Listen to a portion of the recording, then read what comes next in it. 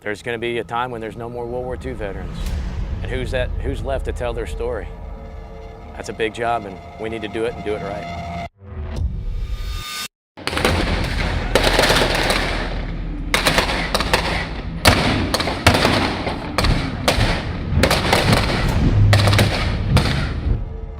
We do what we do on this battlefield because they did what they did so long ago on those far-off Pacific islands and all those campaigns that they've had to trudge through. We were very unprepared. We were very outnumbered. Technologically, we were far behind. We didn't have the materials. We were not ready to wage war, not only in the Pacific, but in the European theater as well.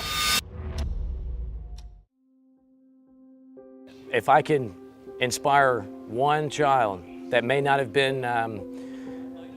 known about the Pacific War, World War II in general. Maybe they weren't exposed to it enough in schools. If I can take one kid and better educate him for what was done for us so long ago, that's what we're gonna do here. And that's what I'm gonna instill in every one of our volunteers that hits the beach with me. We all share one common goal, and that's to inspire the people in the bleachers. That is one thing that I don't have to teach. It can't be taught. The passion for our greatest generation and what happened in the Pacific cannot be taught in any book. I guess it's something you're just born with, and I'm lucky enough to share it with a lot of these other guys. We're gonna come out on top. Everybody in the bleachers knows the outcome, but it took a lot to get there. So we need to do what we do now to honor them while they're still here and can enjoy the show and honor what they did so they get the recognition they deserve.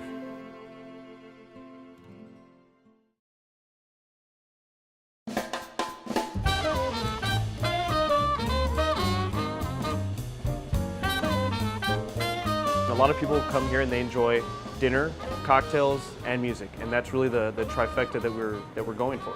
The quality of jazz and the quality of food match the quality of drink. We have the gin swing, we have the Rambler, and all of those were kind of inspired by old jazz charts and music. The Alderman cocktail has a cherry and it has thyme, and it has a oleosaccharin that we make, which is basically pounded orange and lemon peels, a little bit of grapefruit, sugar. We add burnt thyme into it, and then we have our large format ice, so it melts very slowly. And if you're a bourbon drinker, it's fantastic. All of that incorporates, but it's not overpowering.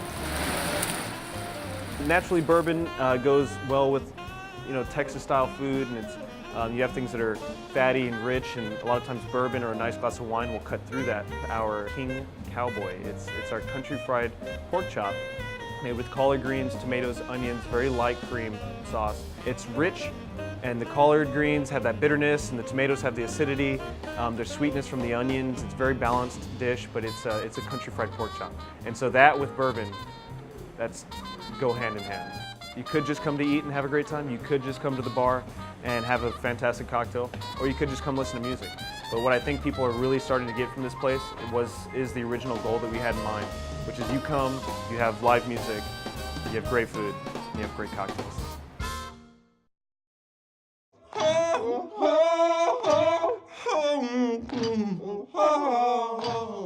Hiram was a slave that was among several slaves that were brought to Texas in 1856 by Reverend John McCamey Wilson, Jr. He discovered that there is a marketplace for stoneware because most of the residents lived in the rurals. The slaves that we know by name that were taught the craft of pottery making were Hiram, James, and Wallace, and George. I am the great-great-grandson of Hiram Wilson. As slaves, helping Reverend Wilson probably spanned 5, 6, 7 years, at least until the slaves were freed in 1865. Hiram, with the skills that he had, they started the company. Their business was the first black business in the state of Texas. Folks got to scrambling, okay, look in the attics and basement and back of the garages and antique stores, and today they command 4- and 5-figure money. He certainly couldn't have envisioned that at the time, but he became a Baptist minister. He founded the Capote Baptist Church, and he could found the Capote School. The Wilson family, not only are we educators and persons of, with advanced degrees, a great deal of us are ministers. And I'm very proud of that, and I'm very proud to tell that as a part of the story.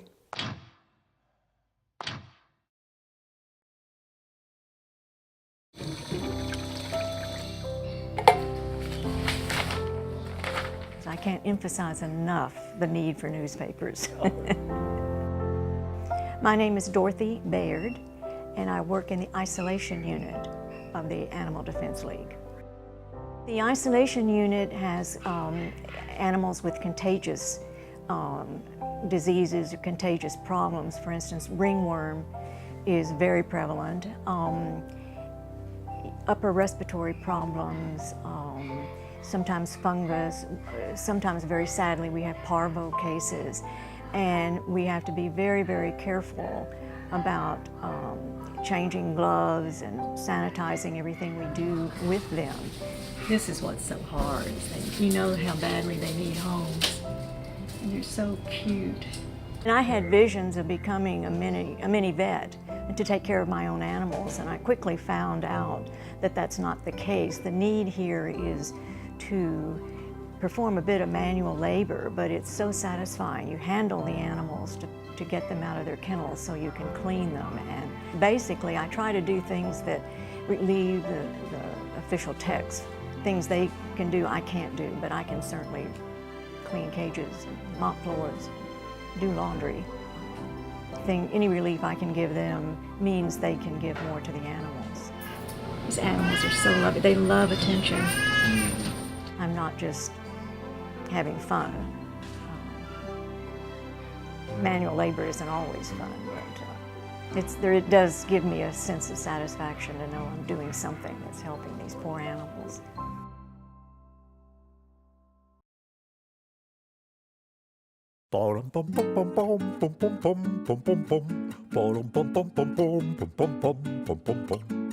They're just going to do everything in their own time, especially when you have the big guys that weigh upwards of 100 pounds.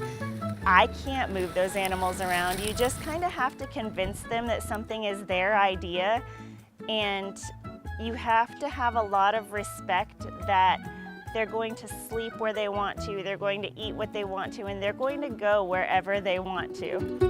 99% of them are coming from pet shops. People buy them for their child, or they buy them, when they're in college or something like that. Then their life circumstances change. Or you got this animal when you were young and strong, and now you're retired and it's getting a little harder to lift because it weighs 100 pounds. And so many come to us that somebody has quote unquote rescued from the wild.